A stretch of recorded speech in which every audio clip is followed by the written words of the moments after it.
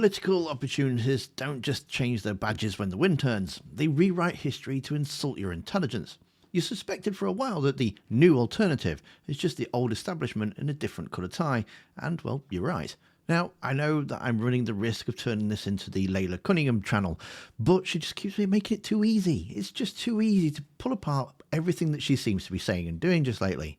And what we're going to be looking at is a politician in real time trying to claim that she had no choice but to be a Tory, only for Michael Gove to calmly dismantle her entire timeline.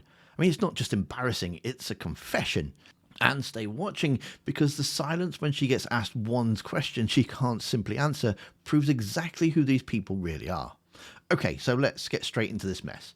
We have Layla Cunningham, the new Reform UK candidate for London Mayor, sitting next to Michael Gove. She spends the first half of this exchange acting like the Conservative Party is a foreign entity she has nothing to do with. She's throwing stones at glass houses that she was living in until about 5 minutes ago. What was a record was your loss in the last election. And that wasn't because of record achievements, that was because of record failures. I can assure you that. You know, the Conservatives managed the impossible. They had the highest tax burden since World War II, despite always claiming to be the party of low tax. We had migration in the millions coming in, despite promising it in the thousands. Law and order, you shut down magistrates' courts, cut police, you know, crime was rampant. Companies were leaving in droves. You removed non-dom just to beat Labour, even though you knew it would be an economic disaster for the country. Your party served the party for 14 years and didn't serve the country, and that's why it wasn't record achievement, it was a record failure, and that you were taught a lesson at the polls. But Gove, who is many things but not stupid, decides to remind her of a little thing called dates. Watch this. That, of course, Layla, you were elected in 2022 as a Conservative and left the Conservatives. I completely understand, respect that decision, in 2025. So there you were, having joined us, 12 years in, presumably. He's polite, lethal, but polite. He's pointing out the obvious. You can't scream about how the Tories betrayed Britain for 14 years when you were standing for election under their banner after 12 of those years had already happened. Her defence is pure comedy. I joined you when I was very young. My mother... But you stood for election as a councillor in 2022. Because there was no alternative at that time. Reform didn't exist. Stop. No alternative didn't exist. This is just a flat-out lie. Reform UK branded from the Brexit Party in January of 2021. Nathan Gill, you know, the guy that's just been sent to prison for taking Russian money, in 2021 he was the Reform's leader in Wales. And by May 2022, when she was running as a Tory, Reform UK was fully active. Richard Tice was on TV as their leader, and they were standing candidates. She either doesn't know the history of the party she's now representing, or she thinks that you're too stupid to check Wikipedia. She wasn't a reluctant Tory because there was no other door open. She was a Tory because she thought she was on the winning team.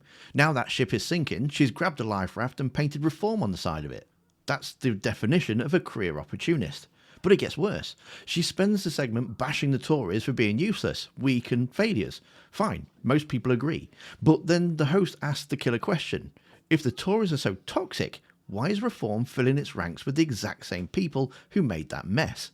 Fair enough, but at that point, if we were such a crew of incompetents, I'm surprised that you wanted to carry the Conservative banner, and it wasn't until after the general election in 2024 that you chose to leave. No, in 2022, when you stood as a Conservative candidate, Boris was the Prime Minister. If you felt that he was betraying Brexit, why did you stand? Quick question. Because I stood for my area, for my community. For both of you. Crime was rampant because the Tories... hang on, excuse me. If the Tories are so bad, why is Reform UK filling themselves full of them?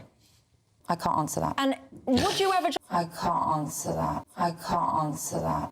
Boom. Wow. What a question. What a question. And did you see her answer? She couldn't answer it at all. You are the answer. You're literally the thing the host was talking about. You're the ex-Tory filling up Reform. As we all know that GB News is pretty much the media wing of Reform, I'm quite surprised she even asked that question to begin with. And it was clear that she wasn't expecting that question either. She didn't have a script for that. She didn't have a prepared soundbite because the truth is uncomfortable. She isn't a fresh start. She's just a rebrand. She tries to pivot, saying that she admires them from the outside, but the damage is done. She wants you to believe that she's the fire brigade, but Gove rightly points out that she was the one holding the matches with them up until 2024. She says this to Gove. You lit up the house on fire, now you act like you're the fire brigade. It doesn't wash with the British public, I'm sorry. Well, you have to atone for your sins. Completely missing the irony that she is trying to put out the fire she helped start by changing uniforms. It's humiliating. It exposes the lack of depth, and it shows that when these insurgents are pressed on their own record, they crumble. This wasn't just a bad interview, it was a glimpse behind the curtain of a political desperation. If they lie about the little things, like when the party existed, what are they going to do when the decisions actually matter?